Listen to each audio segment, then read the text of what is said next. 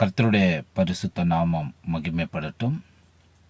இன்னைக்கு ஒருத்தரோட மெசேஜை நான் காண்பிக்க போகிறேன். எம்டி ஜெகன் அவருடைய மெசேஜ். இது ஒரு பழைய மெசேஜ் தான். இவருடைய ஊழியத்தின் ஆரம்ப கட்டத்தில் பண்ண ஒரு வீடியோ. ஆனால் இவர் இந்த அடிப்படை சத்தியத்தை நம்புகிறவர். ஸோ இந்த பழைய மெசேஜை எடுத்து போட்டு அதில் இருக்கிற அவர் தெரிவிக்கிற அந்த கருத்துக்களுக்கு நான் ஒரு சத்தியத்தை உங்களுக்கு காண்பிக்க விரும்புகிறேன். அவர் எவ்வளோ ஒரு தவறாக ஒரு காரியத்தை சொல்லியிருக்கிறார் என்பதை வேத ஆதாரத்துடன் நான் உங்களுக்கு காண்பிக்க இருக்கிறேன். பொதுவாகவே சிலரோட மெசேஜ், முக்கியமாக பெரிய ஊழியக்காரர் என்று பார்க்கப்படுகிற ஊழியக்காரர்களுடைய மெசேஜ் கேட்கும்போது பெரும்பாலான நபர்கள் அந்த மெசேஜை கேட்கும்போது அவங்க சொல்லுகிற அந்த கருத்துக்கள், அந்த விளக்கங்கள், அந்த மெசேஜை அப்படியே ஒரு ஃப்ளோவில் அப்படி கேட்டுன்னு போயிடுறோம். அவங்க சொன்ன காரியம் வேதத்தின்படி கரெக்டாக இருக்கா அப்படின்றது நம்ம நிதானித்து பார்ப்பதில்லை. உங்களுக்கு வேதத்தில் தெரியும், பெர்னியா சபை, அது அந்த சபையில் இருக்கிறவர்கள் பவுல் பிரசங்கித்தும் அவர் சொன்னது கரெக்டானு ஆராய்ந்து பார்த்தார்கள். அப்படிப்பட்ட சபையாக எல்லா சபையும் இருக்கணும்னு என்னுடைய ஆசை. ஆனால் வருத்தமான காரியம் என்னன்னாக்கா அது யாரும் செய்யறதில்லை. ஸோ இன்னைக்கு நான் அந்த ஒரு காரியத்தை நான் உங்களுக்கு காண்பிக்க இருக்கிறேன். ஸோ ஒரு ஃப்ளோவில் கேட்டுன்னு போகும்போது நம்ம எல்லாருமே என்ன பண்ணுறோம், கவனித்து வேதத்தின்படி அது கரெக்டாக இருக்கான்றது செக் பண்ணோம்னா நிறைய விஷயங்களை நம்ம ஐடென்டிஃபை பண்ணிடலாம். எது தவறான உபதேசம், எது நல்ல உபதேசம், எது சத்தியம், எது பொய் அப்படின்னு. ஸோ வாங்க இவருடைய மெசேஜை நம்ம இப்போ கேட்கலாம். 1 தெசலோனிக்கேயர் 4:16-17 கர்த்தர் தாமே ஆரவார சத்தத்தோடும் பிரதான தூதனுடைய சத்தத்தோடும் தேவ எக்காலத்தோடும் இறங்கி வருவார். அப்போது கிறிஸ்துவுக்குள் மரித்தவர்கள் முதலாவது எழுந்திருப்பார்கள். பின்பு உயிரோடு இருக்கிற நாமும் எடுத்துக்கொள்ளப்பட்டு கர்த்தருக்கு எதிர்கொண்டு போக மேகங்கள் மேல் அவர்களோடு கூட ஆகாயத்தில் எடுத்துக்கொள்ளப்பட்டு இவ்விதமாய் எப்பொழுதும் கர்த்தரோடு கூடனே இருப்போம் என்று சொல்லப்பட்டிருக்கிறது. இது 4வது எடுத்துக்கொள்ளப்படுதல். இதுதான் கடைசி எடுத்துக்கொள்ளப்படுதல். முதலாவது ஏனோக்கு எடுத்துக்கொள்ளப்பட்டான், அவனுக்கு ஒரு ஆசீர்வாதம் வந்தது. 2வது எலியா எடுத்துக்கொள்ளப்பட்டார், எலிசாவுக்கு ஆசீர்வாதம் வந்தது. 3வது இயேசு எடுத்துக்கொள்ளப்பட்டார், பூமியில் உள்ள சகல ஜனங்களுக்கும் ஆசீர்வாதம் வந்தது. இப்பொழுது திருச்சபை எடுத்துக்கொள்ளப்பட போகிறது. திருச்சபை எடுத்துக்கொள்ளப்படுகிற வாசனத்தை தான் இங்கே கொடுக்கப்பட்டிருக்கிறது. இந்த இடத்திலே இயேசு கிறிஸ்துவின் ரகசிய வருகை என சொல்லப்படுகிற சபை எடுத்துக்கொள்ளப்படுதலை குறித்து தான் அங்கே சொல்லப்பட்டிருக்கிறது. நாம் எடுத்துக்கொள்ளப்பட போகிறோம். இந்த இடத்துல இவர் சொல்லுகிற காரியம் என்ன தெரியுமா? 1 தெசலோனிக்கேயர் 4:16-17 அதில் இருக்கிற எடுத்துக்கொள்ளப்படுதல் ரகசிய வருகை. அதாவது இயேசு கிறிஸ்து ரகசியமாக வருவார், யார் கண்ணுக்கும் தெரியாமல் வருகிற ரகசிய வருகையை குறித்து இவர் இங்கே சொல்லி கொண்டிருக்கிறார். இப்படி இந்த ரகசிய வருகை வரும்போது தான் நம்ம எடுத்துக்கொள்ளப்பட போகிறோம். சபையானது எடுத்துக்கொள்ளப்படும். அப்போ இந்த எடுத்துக்கொள்ளப்படுதல் தான் கடைசி எடுத்துக்கொள்ளப்படுதல். இதுக்கப்புறம் எடுத்துக்கொள்ளப்படுதல் இல்லை. ஃபர்ஸ்ட் ஈனோக்கு எடுத்துக்கொள்ளப்பட்டார், அப்புறம் எலியா எடுத்துக்கொள்ளப்பட்டார், அப்புறம் இயேசு எடுத்துக்கொள்ளப்பட்டார். இது 4வதாக சபை எடுத்துக்கொள்ளப்படும். இதுக்கப்புறம் ஒரு எடுத்துக்கொள்ளப்படுதல் இல்லைன்னு சொல்லியிருக்கிறாரு. ஸோ இதுதான் கடைசி எடுத்துக்கொள்ளப்படுதல். நல்லா புரிஞ்சுக்கோங்க. ரகசிய வருகையில் சம்பவிக்க போகிற அந்த எடுத்துக்கொள்ளப்படுதல் இதுதான் கடைசி. இதுக்கப்புறம் வேற எடுத்துக்கொள்ளப்படுதல் இல்லை. இதை இன்னும் நம்ம தெளிவாக அவர் சொல்ற காரியத்தை நம்ம பார்க்கலாமா? என்ன ஆசீர்வாதம் இந்த உலகத்திலே வரும்? இனிமேல் ஆசீர்வாதம் உலகத்திலே வராது. நாம் இருக்கிற வரைக்கும் தான் இந்த உலகத்திலே ஆசீர்வாதம் வரும். நாம் இந்த உலகத்தை விட்டு எடுத்துக்கொள்ளப்பட்ட பின் 7 ஆண்டு காலம் அந்தி கிறிஸ்துவின் ஆட்சி, உபத்திரவத்தின் காலம், மகா உபத்திரவத்தின் காலம். சபையானது எடுத்துக்கொள்ளப்பட்ட பிறகுதான் அந்தி கிறிஸ்துவோட ஆட்சி வரும். 7 வருடம் அந்த ஆட்சி இருக்கும் அப்படின்னு இவர் சொல்றாரு. அதாவது இந்த கடைசி எடுத்துக்கொள்ளப்படுதலுக்கு அப்புறம் தான் அந்தி கிறிஸ்துவோட ஆட்சி வரும். இது நல்லா மைண்ட்ல வச்சுக்கோங்க. அந்தி கிறிஸ்துவோட ஆட்சிக்கு முன்பதாக சம்பவிக்க போகிற ஒரு எடுத்துக்கொள்ளப்படுதல் தான் கடைசி எடுத்துக்கொள்ளப்படுதல் என்ற விஷயத்தை எம்டி ஜெகன் அவர்கள் சொல்லி இருக்கிறாங்க. ஓகே, இது மைண்ட்ல அப்படியே வச்சுக்கோங்க. வாங்க தொடர்ந்து வீடியோக்குள்ள போகலாம். பரிசுத்த ஆவியானவரும் பரிசுத்தவான்களும் எப்பொழுது எடுத்துக்கொள்ளப்படுகிறோமோ, இங்கிருந்து புறப்படுகிறோமோ, இந்த வசனத்தின் பிரகாரம் மரித்தவர்கள் முதலாவது எழுந்திருத்து பின்பு உயிரோடு இருக்கிற நாமும் எடுத்துக்கொள்ளப்பட்ட பின் இந்த உலகத்திலே 7 ஆண்டு காலம் உபத்திரவத்தின் ஆட்சி, அந்திகிறிஸ்துவின் ஆட்சி தொடங்குகிறது என்று சொல்லப்பட்டிருக்கிறது. இந்த எடுத்துக்கொள்ளப்படுதலுக்கு பின் தான் இந்த உலகம் முழுவதுமாக அழிவின் பாதையிலே செல்லுகிறது.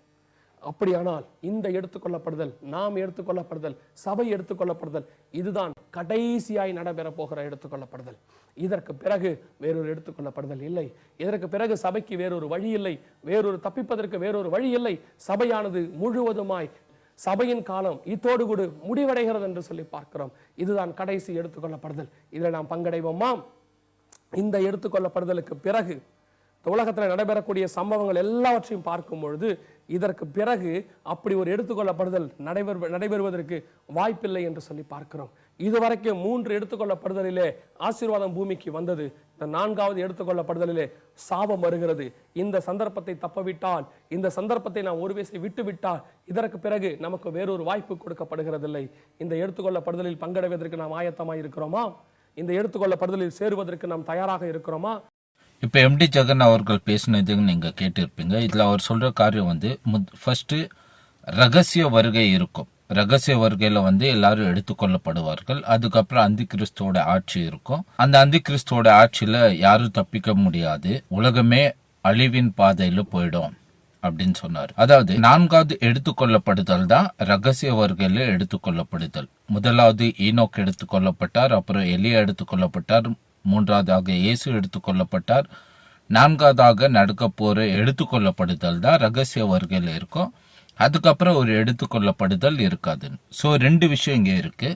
ஒண்ணு வந்து ரகசிய வருகையில எடுத்துக்கொள்ளப்படுதல் இருக்குமே, அது 4வது எடுத்துக்கொள்ளப்படுதல். இது ஃபர்ஸ்ட் காரியம். 2வது விஷயம் என்னன்னா, ரகசிய வருகையில எடுத்துக்கொள்ளப்பட்ட பிறகு இனி உலகம் அழிவின் பாதையில போயிடும். இனி ரட்சிப்புக்கு ஒரு வழியும் இல்ல, இன்னொரு எடுத்துக்கொள்ளப்படுதல் இல்ல அப்படின்னு. ஸோ இந்த 2 விஷயம், இது 2மே வந்து பிப்ளிக்கலா வந்து வேதத்தின் பிரகாரம் தவறான ஒரு உபதேசம். இதை நான் வேதத்தின் ஆதாரத்தோட உங்களுக்கு காண்பிக்க இருக்கிறேன். வீடியோக்குள்ள போகலாம். வீடியோ கடைசி வரைக்கும் பாருங்க. இதுல ஃபர்ஸ்ட் அவர் சொன்ன விஷயம் வந்து ரகசிய வருகையில எடுத்துக்கொள்ளப்படுகிற அந்த எடுத்துக்கொள்ளப்படுதல் 4வது எடுத்துக்கொள்ளப்படுதல். இதை நம்ம பார்க்கலாம். வெளிப்படுத்தின விசேஷம் 20ஆம் அதிகாரம் 4வது வசனமும் 5வது வசனத்தையும் நாம் வாசிக்கலாம். அன்றியும் நான் சிங்காசனங்களை கண்டேன், அவைகளின் மேல் உட்கார்ந்தார்கள், நியாய தீர்ப்பு கொடுக்கும்படி அவர்களுக்கு அதிகாரம் அளிக்கப்பட்டது. இயேசுவை பற்றிய சாட்சியின் நிமித்தமும் தேவனுடைய வசனத்தின் நிமித்தமும் சிறை சேதம் பண்ணப்பட்டவர்களுடைய ஆத்துமக்களையும் மிருகத்தையாவது அதன் சொரூபத்தையாவது வணங்காமலும் தங்கள் நெற்றியிலும் தங்கள் கையிலும் அதன் முத்திரையை தரித்து கொள்ளாமலும் இருந்தவர்களையும் கண்டேன். அவர்கள் உயிர்த்து கிறிஸ்துவுடனே கூட 1000 வருஷம் அரசாண்டார்கள். மரணம் அடைந்த மற்றவர்கள் அந்த 1000 வருஷம் முடியும் அளவும் உயிரடையவில்லை. இதுவே முதலாம் உயிர்த்தெழுதல். இந்த முதலாம் உயிர்த்தெழுதல் எப்போ நடக்குது அப்படின்னு பார்த்தோம்னா 4வது வசனத்துல நம்ம பார்க்கிறோம், அந்தி கிறிஸ்துவோட ஆட்சிக்கு அப்புறம் நடக்குது. 4வது வசனத்தை கவனித்து வாசித்து பாருங்க. இங்கே சொல்லப்படுகிறது, தேவனுடைய வசனத்தின் நிமித்தமும் சிறை சேதம் பண்ணப்பட்டவர்களுடைய ஆத்துமாக்களையும் மிருகத்தையாவது அதன் சொரூபத்தையாவது வணங்காமலும், அதாவது கிறிஸ்துவை வணங்காமலும் அதோட முத்திரை எடுக்காமலும் இருக்கிறவர்கள், அவங்கள யோவான் பரலோகத்துல பார்க்கிறார். தங்கள் நெற்றியிலும் தங்கள் கையிலும் அதன் முத்திரையை தரித்து கொள்ளாமலும் இருந்தவர்களையும் கண்டேன்.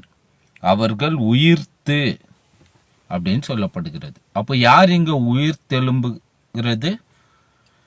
அந்தி கிறிஸ்து ஆட்சியிலிருந்து ஒரு கூட்டம் ஜெயித்து வந்து உயிர்த்து எழும்புகிறாங்க. இதுதான் முதலாம் உயிர்த்தெழுதல் அப்படின்னு சொல்லும்போது, அந்தி கிறிஸ்துவோட ஆட்சிக்கு முன்பதாகவே ஒரு உயிர்த்தெழுதல் இருக்கு. அது 4வது உயிர்த்தெழுதல் அப்படின்னு எம்டி ஜெகன் அவர்கள் சொல்றாங்க. ஆனா வேதம் சொல்லுது, முத்திரை காலம் எல்லாம் முடிந்த பிறகு உயிர்த்தெழுந்து ஜனங்கள் உயிர்த்தெழுந்து 1000 வருஷம் அளவும் கிறிஸ்துவோடனே கூட அரசாளுவார்கள் என்று வேதம் சொல்லுது. இதுதான் முதலாம் உயிர்த்தெழுதல் அப்படின்னு வேதம் சொல்லுது. அப்ப இங்க 4ஆம் உயிர்த்தெழுதல் என்று இவர் குறிப்பிடுகிற இந்த உயிர்த்தெழுதல் எப்படி இந்த 4ஆம் கணக்குல வந்துச்சு? இது எங்கிருந்து இவர் சொல்றாரு? இதுக்கு வேதத்தின் ஆதாரம் இருக்கானா? இல்ல. 4ஆம் உயிர்த்தெழுதல் என்ற ஒரு காரியம் வேதத்துல நம்ம பார்க்க முடியாது. அப்போ அவர் சொல்ற அந்த 3 உயிர்த்தெழுதல் கரெக்ட் தானே? ஈனோக்கு முதலாவது எடுத்துக்கொள்ளப்பட்டார், எலியா எடுத்துக்கொள்ளப்பட்டார், இயேசு எடுத்துக்கொள்ளப்பட்டார், அதுக்கப்புறம் சபை எடுத்துக்கொள்ளப்படுதல் 4வது தானே, கரெக்ட் தானே அப்படின்னு நீங்க நினைக்கலாம். பாருங்க, ஈனோக்கு, எலியா, இயேசு இவங்க 3 பேரும் எடுத்துக்கொள்ளப்பட்டது இண்டிவிஜுவல். இந்த இண்டிவிஜுவல் இங்க கணக்குல வராது. இங்க முதலாம் உயிர்த்தெழுதல் என்று குறிப்பிடுகிற காரியம் வந்து ஒரு குரூப், திரளான ஜனங்கள் எடுத்துக்கொள்ளப்படுதல். இந்த திரளான ஜனங்கள் எடுத்துக்கொள்ளப்படுகிறதை தான் முதலாம் உயிர்த்தெழுதல். இந்த திரளான ஜனம் இந்த பூமியிலிருந்து இன்னும் உயிர்த்தெழப்படல. இது எப்போ உயிர்த்தெழப்படுகிறதுனா அந்தி கிறிஸ்துவோட ஆட்சிக்கு அப்புறம். இதுதான் முதலாம் உயிர்த்தெழுதல். அப்போ அந்தி கிறிஸ்துவோட ஆட்சிக்கு முன்பதாக ஒரு ரகசிய வருகையும் இல்லை, அங்க ஒரு எடுத்துக்கொள்ளப்படுதலும் இல்லை. அது பொய்யான ஒரு விஷயம், அது ராங் டீச்சிங். 4வது உயிர்த்தெழுதல் என்று வேதத்தில் இல்லை. இப்போ இது உங்களுக்கு நல்லா புரிந்து இருக்கும்னு நான் விசுவாசிக்கிறேன். 2 தெசலோனிக்கர் 2ஆம் அதிகாரம் 1வது வசனத்துல தான் இந்த குரூப் கேதரிங், அதாவது திரளான ஜனங்கள் ஒன்று சேருவதை குறித்து பவுல் அங்க எழுதி இருக்கிறார். இதுதான் அந்த ஃபர்ஸ்ட் ரெசரக்ஷனுக்குரிய குரூப் கேதரிங் சொல்லலாம். ஒரு திரளான கூட்டம் கேதரிங் ஆகிறத பத்தி இங்க அவரு எழுதி இருக்கிறாரு. அதை நம்ம வைத்து பார்க்கலாம். அன்றியும் சகோதரரே, நம்முடைய கர்த்தராகிய இயேசு கிறிஸ்துவின் வருகையையும் நாம் அவரிடத்திலே சேர்க்கப்படுவதையும் குறித்து, அவருடைய வருகை, நாம் அவரிடத்தில், நம்ம எல்லாம், இயேசு எல்லாரும் ஒரு சபைக்கு, அவர் தெசலோனிக்கா பட்டண சபையாருக்கு அவர் சொல்றாரு, நாம் சபை எடுத்துக்கொள்ளப்படுதல். இதான் குரூப் கேதரிங். சபை ஒரு குரூப். இந்த குரூப் கேதரிங் தான் இதுவரைக்கும் நடக்காத ஒரு விஷயம். இதுதான் அந்தி கிறிஸ்துவோட ஆட்சிக்கு அப்புறம் நடக்க போகுது. அதுதான் ஃபர்ஸ்ட் ரெசரக்ஷன் அப்படின்னு சொல்லப்படுது. அதான் முதலாம் உயிர்த்தெழுதல். அப்ப அந்தி கிறிஸ்துவோட ஆட்சிக்கு முன்பதாக எப்படி ஒரு 4ஆம் உயிர்த்தெழுதல் வரும்? இப்ப எபிரேயர் 9ஆம் அதிகாரம் 28வது வசனத்துல, கிறிஸ்துவும் அநேகருடைய பாவங்களை சுமந்து தீர்க்கும்படி ஒரே தரம் பலியிடப்பட்டு தமக்காக காத்து கொண்டிருக்கிறவர்களுக்கு, ஒரு குரூப் இயேசுக்காக காத்து கொண்டிருக்கிறது அல்லவா, அந்த குரூப் காத்து கொண்டிருக்கிறவர்களுக்கு ரட்சிப்பை அருளும்படி 2ஆம் தரம் பாவம் இல்லாமல் தரிசனமாவார். 2ஆம் தரம் அவருடைய செகண்ட் கம்மிங், 2வது வருகையில தான் இந்த ஒரு ரட்சிப்பு ஆண்டவர் கொடுக்கிறார். அப்போ இந்த 2ஆம் வருகை எப்போ வருதுன்னா அந்தி கிறிஸ்துவோட ஆட்சிக்கு அப்புறம் தான் வரும். அதுக்கு முன்பதாக வராது. அதுக்கு முன்பதாக ஒரு ரகசிய வருகையும் இல்லை, அங்க எடுத்துக்கொள்ளப்படுது. நமக்கு அந்தி கிறிஸ்துவோட ஆட்சிக்கு முன்பதாக ஒரு ரட்சிப்பு இல்லை. அந்த ரகசிய வருகைன்றது பொய்யே. தயவுசெய்து இதை நல்லா படிச்சு பாருங்க. இதை மறுபடியும் உங்களுக்கு புரியலனாக்கா நீங்க மறுபடியும் இந்த வசனங்களை வைத்து நீங்க தியானிங்க. இப்போ 2வது விஷயத்துக்கு நம்ம போகலாம்.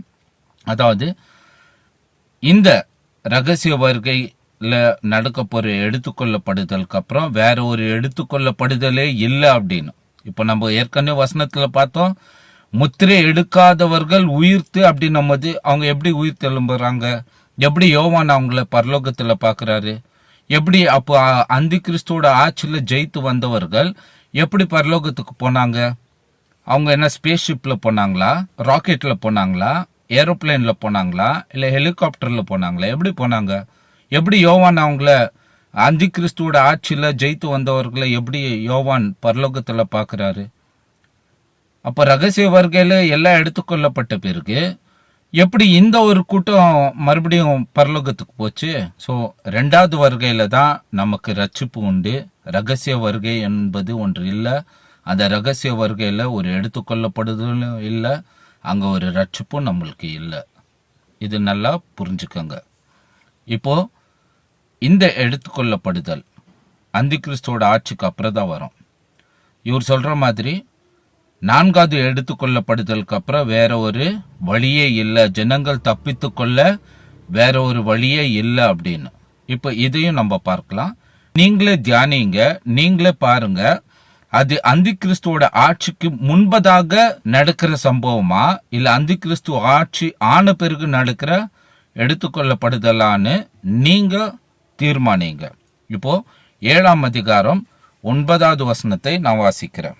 இவைகளுக்கு பின்பு நான் பார்த்தபோது இதோ சகல ஜாதிகளிலும் கோத்திரங்களிலும் ஜனங்களிலும் பாஷைக்காரரிலும் இருந்து வந்ததும் ஒருவனும் எண்ணக்கூடாததுமான திரளான கூட்டமாகிய ஜனங்கள் வெள்ளை அங்கிகளை தரித்து தங்கள் கைகளில் குருத்தோலைகளை பிடித்து சிங்காசனத்திற்கு முன்பாகவும் ஆட்டுக்குட்டியானவருக்கு முன்பாகவும் நிற்க கண்டேன். அப்போ யோவான் ஒரு ஜனக்கூட்டத்தை பார்க்கிறாரு. இந்த ஜனக்கூட்டம் யாருன்னா சகல ஜாதிகளும் கோத்திரங்களிலும் ஜனங்களிலும் பாஷைக்காரரிலும் இருந்து வந்ததும். எங்க வந்திருக்கிறாங்க? சிங்காசனத்துக்கு முன்பதாக, ஓகேவா, பரலோகத்துல இவங்கள நிற்க யோவான் பார்க்கிறார். இப்ப இவங்க எப்போ வந்தாங்கன்றதை நம்ம பார்க்கலாம். 13வது வசனத்துல இருந்து பார்க்கலாம். அப்பொழுது மூப்பர்களில் ஒருவன் என்னை நோக்கி, வெள்ளை அங்கிகளை தரித்திருக்கிற இவர்கள் யார்? எங்கே இருந்து வந்தார்கள் என்று கேட்டான். இப்ப இவங்க யாரு? பூமியில இருந்தவர்கள். சோ பூமியிலிருந்து வந்தவர்கள். ஓகே. அதற்கு நான், ஆண்டவனே, அது உமக்கே தெரியும் என்றேன். அப்பொழுது அவன், இவர்கள் மிகுந்த உபதிரவத்திலிருந்து வந்தவர்கள். வந்தாங்களா? மிகுந்த உபதிரவத்திலிருந்து வந்தவர்கள். இவர்கள் தங்கள் அங்கிகளை ஆட்டுக்குட்டியானவருடைய இரத்தத்திலே தோய்த்து வெளுத்தவர்கள். சோ ஆட்டுக்குட்டியானவருடைய இரத்தத்தினால ஜெயித்து வந்தவர்கள் இவர்கள். ஓகேவா? சோ மிகுந்த உபதிரவம். இந்த மிகுந்த உபதிரவம் எப்ப வருது? மேத்யூ 24ஆம் அதிகாரம் 21வது வசனத்துல இதை குறித்து நம்ம பார்க்கலாம். இயேசு அந்த இடத்துல சொல்லி இருக்கிறார். ஏனெனில் உலகம் உண்டானது முதல் இதுவரைக்கும் சம்பவித்திராததும் இனிமேலும் சம்பவியாததுமான மிகுந்த உபதிரவம் அப்பொழுது உண்டாயிருக்கும். மிகுந்த உபதிரவம். சோ இந்த அந்தி கிறிஸ்து ஆட்சியில நடக்கிற உபதிரவம் தான். சோ இந்த உபதிரவத்துல ஆட்டுக்குட்டியானவருடைய ரத்தத்தினால கழுவி ஜெயித்து வந்தவர்கள் தான் இந்த திரளான கூட்டம், திரளான ஜாதி, கோத்திரத்தார், பாஷைக்காரர் என்று யோவான் பார்க்கிறார். அப்போ இவங்க எங்கிருந்து வந்து இருக்கிறாங்க? மிகுந்த உபதிரவத்திலிருந்து வந்து இருக்கிறாங்க. அப்போ இந்த எடுத்துக்கொள்ளப்படுதல், இந்த ஜனங்கள் உபதிரவத்துக்கு முன்பாக எடுத்துக்கொள்ளப்பட்டவர்களா இல்ல உபதிரவத்துக்கு அப்புறம் எடுத்துக்கொள்ளப்பட்டவர்களா? தெளிவா தெரியுது இது உபதிரவத்துக்கு அப்புறம் எடுத்துக்கொள்ளப்பட்டது என்று. இப்போ அதை வெளிப்படுத்தின விசேஷம் 12ஆம் அதிகாரத்துக்கு நம்ம போகலாம். வாங்க 10லிருந்து நான் வாசிக்கிறேன். அப்பொழுது வானத்திலே ஒரு பெரிய சத்தம் உண்டாகி, இப்பொழுது ரட்சிப்பும் வல்லமையும் நமது தேவனுடைய ராஜ்யமும் அவருடைய கிறிஸ்துவின் அதிகாரமும் உண்டாயிருக்கிறது. இரவும் பகலும் நம்முடைய தேவனுக்கு முன்பாக நம்முடைய சகோதரர் மேல் குற்றம் சுமத்தும் பொருட்டு அவர்கள் மேல் குற்றம் சாட்டுகிறவன் தாழ தள்ளப்பட்டு போனான். மரணம் நேரிடுகிறதா இருந்தாலும் அதற்கு தப்பும்படி தங்கள் ஜீவனையும் பாராமல் ஆட்டுக்குட்டியின் இரத்தத்தினாலும் தங்கள் சாட்சியின் வசனத்தினாலும் அவனை ஜெயித்தார்கள். ஆகையால் பரலோகங்களே, அவைகளில் வாசமாய் இருக்கிறவர்களே, களி கூறுங்கள். பூமியிலும் சமுத்திரத்திலும் குடியிருக்கிறவர்களே, பூமியில இருக்கிற ஜனங்களை குறித்து சொல்றாரு. குடியிருக்கிறவர்களே, ஐயோ, பிசாசானவன் தனக்கு கொஞ்சம் காலம் மாத்திரம் உண்டென்று அறிந்து மிகுந்த கோபம் கொண்டு உங்களிடத்தில் இறங்கினபடியால் உங்களுக்கு ஆபத்து வரும் என்று சொல்ல கேட்டேன். அப்போ பூமியில இருக்கிற ஜனங்களுக்கு ஆபத்து வரும் என்று ஒரு காரியத்தை இங்க தெளிவாய் சொல்லப்படுகிறது. அப்போ உபத்திரவ காலம் ஒன்று உண்டு, ஆபத்து என்று ஒன்று உண்டு, அது வருது. கொஞ்ச காலம் சாத்தான் கீழே தள்ளப்பட்ட பிறகு கொஞ்ச காலம் அவனுக்கு கொடுக்கப்படுகிறது. அந்த கொஞ்ச காலத்துல அவன் பூமியில ஒரு பெரிய மகா உபதிரவத்தை கொண்டு வர போகிறான். ஓகே, இப்போ வெளிப்படுத்தின விசேஷம் 14ஆம் அதிகாரம் 9வது வசனத்திலிருந்து நாம் வாசிக்கலாம். அவர்களுக்கு பின்னே 3ஆம் தூதன் வந்து மிகுந்த சத்தமிட்டு மிருகத்தையும் அதன் சொரூபத்தையும் வணங்கி தன் நெற்றியிலாவது தன் கையிலாவது அதன் முத்திரையை தரித்து கொள்ளுகிறவன் எவனோ அவன் தேவனுடைய கோபாக்கினையாகிய பாத்திரத்தில் கலப்பில்லாமல் வார்க்கப்பட்ட அவருடைய உக்கிரமாகிய மதுவை குடித்து பரிசுத்த தூதர்களுக்கு முன்பாகவும் ஆட்டுக்குட்டியானவருக்கு முன்பாகவும் அக்னியினாலும் கந்தகத்தினாலும் வாதிக்கப்படுவான். அவர்களுடைய வாதையின் புகை சதா காலங்களிலும் எழும்பும். மிருகத்தையாவது அதன் சொரூபத்தையாவது வணங்குகிறவர்களுக்கும் அதனுடைய நாமத்தின் முத்திரையை தரித்து கொள்ளுகிற எவனுக்கும் இரவும் பகலும் இளைப்பாறுதல் இராது. தேவனுடைய கற்பனைகளையும் இயேசுவின் மேலுள்ள விசுவாசத்தையும் காத்து கொள்ளுகிறவர்களாகிய பரிசுத்தவான்களுடைய பொறுமை இதில் விளங்கும் என்று கூறினான். யாருடைய பொறுமை விளங்குமா? பரிசுத்தவான்களுடைய பொறுமை விளங்கும். எதுல பொறுமை? இந்த மகா உபத்திரவத்துல யாரெல்லாம் பொறுமையாய் தங்களுடைய விசுவாசத்தை காத்து கொள்கிறார்களோ, மரணம் நேரிடுகிறதா இருந்தாலும் அப்படின்னு நம்ம வெளிப்படுத்தின விசேஷம் 12ல நம்ம பார்க்கிறோம். மரணமே வந்தாலும் பரவாயில்ல, நான் ஆண்டவரை விட போறதில்லன்னு இயேசுவுக்காக மரிக்கிறவர்கள். ஓகேவா? ஸோ அதுதான் இங்கே இருக்கு. இதுல யாரெல்லாம் உண்மையான கிறிஸ்தவர்கள் என்று இங்கே அவர்களுடைய பொறுமை விளங்கும் என்று சொல்லப்படுகிறது. 13வது வசனத்துல, பின்பு பரலோகத்திலிருந்து ஒரு சத்தம் உண்டாக கேட்டேன். அது கர்த்தருக்குள் மரிக்கிறவர்கள் இது முதல் பாக்கியவான்கள். எது முதல்? பாருங்க, இங்க மேல எச்சரிப்பு சத்தம் வருது. அதாவது நீங்க அந்தி கிறிஸ்துவோட முத்திரை எடுக்கக்கூடாது, அந்தி கிறிஸ்துவை வணங்கக்கூடாதுன்ற எச்சரிப்பு செய்தி தான் இங்க வருது. அந்த எச்சரிப்பு செய்தி உலகத்துல இருக்கிற ஜனங்களுக்கு வருது. இதையும் 6வது வசனத்துல நம்ம பார்க்கிறோம். பின்பு வேறொரு தூதன் வானத்தின் மத்தியில் பறக்க கண்டேன். அவன் பூமியில் வாசம் பண்ணுகிற சகல ஜாதிகளுக்கும், பாருங்க அங்க யோவான்னு பரலோகத்துல யார கண்டாரு? இந்த கூட்டமானு நீங்க செக் பண்ணி பாருங்க. அவன் பூமியில் வாசம் பண்ணுகிற சகல ஜாதிகளுக்கும் கோத்திரத்தாருக்கும் பாஷைக்காரருக்கும் ஜன கூட்டத்தாருக்கும் அறிவிக்கத்தக்கதாக நித்திய சுவிசேஷத்தை உடையவனாய் இருந்து. அப்ப கடைசி காலத்துல தூதன் வந்து இப்படி இந்த மெசேஜை கொண்டு வருவாங்க. அந்தி கிறிஸ்துவோட ஆட்சிக்கு முன்பதாக இந்த மெசேஜ் வரும். இனி யாரும் முத்திரை எடுக்கக்கூடாது, முத்திரை எடுத்தீங்கன்னா என்ன நடக்கும் அப்படின்னு இங்கே சொல்லப்படுகிறது. 12வது வசனத்துல 13வது வசனத்துல பார்க்க போனோம்னா, இது முதல் கொண்டு இங்கே தொடர்ந்து அவர் சொல்றாரு, இது முதல் பாக்கியவான்கள் என்று எழுது, அவர்கள் தங்கள் பிரயாசங்களை விட்டொழிந்து இளைப்பாறுவார்கள், அவர்களுடைய கிரியைகள் அவர்களுடைய கூட போம், ஆவியானவரும் ஆம் என்று திருவுளம் பற்றுகிறார் என்று சொல்லிற்று. அப்போ இப்படிப்பட்ட ஒரு செய்தி வெளியே போயிட்ட பிறகுதான் ஜனங்கள் இது முதல் யாரெல்லாம் சாவுறாங்க அவங்க எல்லாம் பாக்கியவான்கள் என்று சொல்லப்படுகிறது.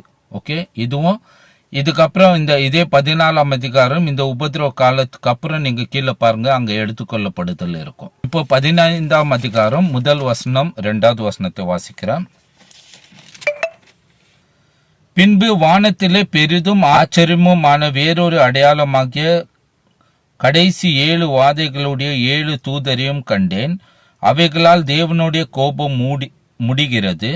அன்றியும் அக்னி கலந்த கண்ணாடி கடல் போன்ற ஒரு கடலையும் மிருகத்திற்கும், நல்லா கேளுங்க, மிருகத்திற்கும் அதன் சொரூபத்திற்கும் அதன் முத்திரைக்கும் அதன் நாமத்தின் இலக்கத்திற்கும் உள்ளாகாமல் ஜெயம் கொண்டவர்கள் தேவ சுரமண்டலங்களை பிடித்து கொண்டு அந்த கண்ணாடி கடல் அருகே நிற்கிறதையும் கண்டேன். அப்போ இங்கே அந்த கிறிஸ்துவோட ஆட்சியில ஜெயித்தவர்களை பரலோகத்துல யோவான் பார்க்கிறார்.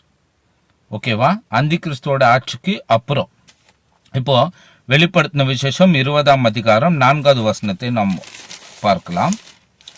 சரி, இந்த இடத்துல என்ன சொல்லப்படுகிறதுனா, அன்றியும் நான் சிங்காசனங்களை கண்டேன், அவைகளின் மேல் உட்கார்ந்தார்கள், நியாய தீர்ப்பு கொடுக்கும்படி அவர்களுக்கு அதிகாரம் அளிக்கப்பட்டது. இயேசுவை பற்றிய சாட்சியின் நிமித்தமும், நல்ல கவனிங்க, இயேசுவை பற்றிய சாட்சியின் நிமித்தமும் தேவனுடைய வசனத்தின் நிமித்தமும் சிறை சேதம் பண்ணப்பட்டவர்களுடைய ஆத்துமாக்களையும் மிருகத்தையாவது அதன் சொரூபத்தையாவது வணங்காமலும் தங்கள் நெற்றியிலும் தங்கள் கையிலும் அதன் முத்திரையை தரித்து கொள்ளாமலும் இருந்தவர்களையும் கண்டேன். அவர்கள் உயிர்த்து கிறிஸ்துவுடனே கூட 1000 வருஷம் அரசாண்டார்கள். இங்கேயும் இந்த உபதிரவ காலத்திலிருந்து ஜெயித்து வந்தவர்கள் என்று பார்க்குது. ஸோ இவ்வளோ இப்போ நான் வாசித்து காமிச்ச எல்லாமே உபதிரவ காலத்துக்கு அப்புறம் தான் இந்த ஜனக்கூட்டம் பரலோகத்துல யோவான் பார்க்கிறார். ஓகேவா? இப்போ இயேசு கிறிஸ்துவோடைய ரகசிய வருகையில தான் எடுத்துக்கொள்ளப்படுதல் இருக்கும். அதுக்கப்புறம் எடுத்துக்கொள்ளப்படுதல் இல்லைன்னா அப்போ முத்திரை எல்லாம் எடுக்காம ஜெயித்து வந்தவர்கள் எப்படி உயிர் தெழுந்து போனார்கள், எப்போ உயிர் தெழுந்து போனார்கள்? ஆகையால் ரகசிய வருகை என்பது ஒன்று இல்லை, 4வது எடுத்துக்கொள்ளப்படுதல் என்று ஒன்று இல்லை. எபிரேயர் 9ஆம் அதிகாரம் 28வது வசனத்துல சொல்றபடி, கிறிஸ்துவும் அநேகருடைய பாவங்களை சுமந்து தீர்க்கும்படிக்கு ஒரே தரம் பலியிடப்பட்டு தமக்காக காத்து கொண்டிருக்கிறவர்களுக்கு ரட்சிப்பை அருளும்படி 2ஆம் தரம் பாவம் இல்லாமல் தரிசனமாவார். 2ஆம் வருகையில தான் நமக்கு ரட்சிப்பு அருளும்படி அவர் தரிசனமாவார்னு இங்க தெளிவா இருக்கு. இதுதான் இயேசுவும் 24ஆம் அதிகாரத்துல அவர் சொல்றாரு. 29வது வசனத்துல அவர் என்ன சொல்றாரு பாருங்க. மேத்யூ 24:9வது வசனத்துல, அந்நாட்களின் உபதிரவம் முடிந்தவுடனே, இந்த உபதிரவ காலம் முடிந்தவுடனே சூரியன் அந்தகாரப்படும், சந்திரன் ஒளியை கொடாதிருக்கும், நட்சத்திரங்கள் வானத்திலிருந்து விழும், வானத்தின் சத்துவங்கள் அசைக்கப்படும். அப்பொழுது மனுஷகுமாரன் வல்லமையோடும் மிகுந்த மகிமையோடும் வானத்தின் மேகங்கள் மேல் வருகிறதை பூமியில் உள்ள சகல கோத்திரத்தாரும் கண்டு புலம்புவார்கள். இப்படி வரும்போது எல்லாரும் பார்ப்பார்கள் என்று வேதம் சொல்லுகிறது. வலுவாய் தொனிக்கும் எக்கால சத்தத்தோடு அவர் தமது தூதர்களை அனுப்புவார். அவர்கள் அவரால் தெரிந்து கொள்ளப்பட்டவர்களை வானத்தின் ஒரு முனை முதற்கொண்டு மறுமுனை மட்டும் 4 திசைகளிலும் இருந்து கூட்டி சேர்ப்பார்கள். 4 திசையிலும், இந்த உலகத்துல இருக்கிற 4 திசையிலும் இருந்து தூதர்கள் என்ன பண்ணுவாங்களா, ஒரு ஜன கூட்டத்தை அவர்கள் கூட்டி சேர்ப்பார்கள். இதுதான் எடுத்துக்கொள்ளப்படுதல். இதைதான் வெளிப்படுத்தின விசேஷத்துல நம்ம பார்க்கிறோம். உலகத்தில் இருக்கிற சகல ஜாதிகளும் கோத்திரத்தாரும் பாஷைக்காரர்களும் இருந்து கூட்டி சேர்க்கப்படுவார்கள். இவங்க தான் ஜெயம் கொண்டு பரலோகத்துல யோவான் பார்க்கிறாரு. இயேசு இந்த காலகட்டத்தை சொல்றாரு, உபதிரவ காலத்து முடிந்த உடனே. வெளிப்படுத்தின விசேஷத்துல நான் உங்களுக்கு காமிச்சேன், அது எல்லாமே உபதிரவ காலத்துக்கு அப்புறம். ஸோ உபதிரவ காலம் என்று ஒன்று வருது.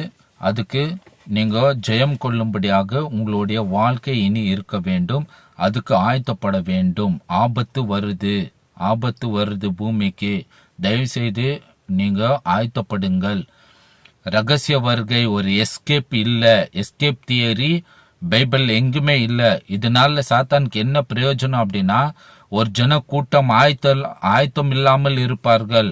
அவர்கள் இயேசுடைய ரகசிய வருகையை நம்பின்னு இருப்பாங்க, எஸ்கேப் ஆயிட்டு போயிடலான்னு. அப்படி ஒண்ணு நடக்காது. ஆயத்தம் இல்லாமல் அந்த கிறிஸ்துவோட ஆட்சிக்குள்ள இப்படி ஒரு பெரும் கூட்டத்தை அவன் கொண்டு போக பார்க்கிறான் சாத்தானானவன். ரகசிய வருகை என்ற ஒரு ராங் டீச்சிங்கை வச்சு இப்படி போற ஜனங்க அந்த கிறிஸ்துவோட ஆட்சியில எப்படி நிற்கணும், எப்படி ஜீவிக்கணும்னு தெரியாம அவங்க விழுந்து போயிடுவார்கள். ஸோ தயவு செய்து நான் சொல்றேன், ஒரு பெரிய ஆபத்து உலகத்துக்கு இருக்கு. நம்ம கிறிஸ்துவோட ரத்தத்தினால தோய்க்கப்பட்டவர்களாய் ஜெயிக்கிறவர்களாய் நாம் காணப்படும்படி நீங்க எல்லாரும் ஆயத்தமா இருங்க. இப்படிப்பட்ட ராங் டீச்சிங்க்கு நீங்க விழுந்து போகாமல் உங்களையும் உங்கள் குடும்பத்தையும் காத்து கொள்ளுங்கள். ஸோ மறுபடியும் அடுத்த வீடியோவில் நாம் சந்திக்கலாம். கர்த்தருடைய நாமம் மகிமைப்படுவதாக. நன்றி, வணக்கம்.